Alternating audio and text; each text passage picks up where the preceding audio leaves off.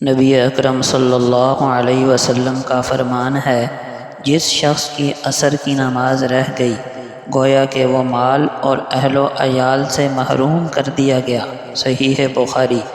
آپ صلی اللہ علیہ وسلم نے فرمایا، زکوٰۃ ادا نہ کرنے والا قیامت کے دن جہنم کی آگ میں ہوگا۔ نبی اکرم صلی اللہ علیہ وسلم نے فرمایا، میں اللہ سے امید کرتا ہوں کہ عرفہ کے دن کا روزہ گزشتہ اور آئندہ سال کے گناہوں کی معافی کا ذریعہ بنے گا۔ جامع ترمذی۔ آپ صلی اللہ علیہ وسلم نے فرمایا، جب کوئی قوم زکوٰۃ دینا بند کر دیتی ہے تو اللہ تعالیٰ بھی انہیں قحط سالی میں مبتلا کر دیتا ہے۔ نبی اکرم صلی اللہ علیہ وسلم کا فرمان ہے، اپنے ہاتھ کی کمائی سے بہتر کھانا کسی نے بھی نہیں کھایا۔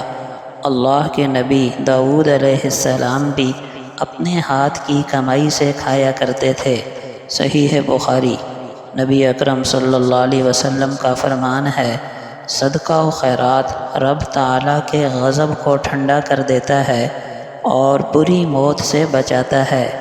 نبی اکرم صلی اللہ علیہ وسلم نے فرمایا، اچھے کام برے انجام سے بچاتے ہیں۔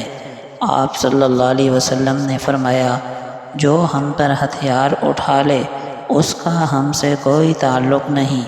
آپ صلی اللہ علیہ وسلم نے فرمایا، رشتہ داروں سے حسن سلوک عمر میں اضافے کا باعث بنتا ہے۔ آپ صلی اللہ علیہ وسلم کا فرمان ہے، مسکین پر خیرات کرنا محض صدقہ ہے، لیکن رشتہ دار کو دینے میں دگنا ثواب ہے، ایک صدقہ دینے کا، دوسرا صلہ رحمی کرنے کا۔ ایک شخص نے نبی اکرم صلی اللہ علیہ وسلم سے سوال کیا، میں سب سے زیادہ حسن سلوک کس سے کروں؟ آپ صلی اللہ علیہ وسلم نے فرمایا، اپنی ماں سے، پھر اپنی ماں سے، پھر اپنی ماں سے، پھر اپنے باپ سے، پھر درجہ بدرجہ قریبی رشتہ داروں سے۔ سنن ابی داؤد۔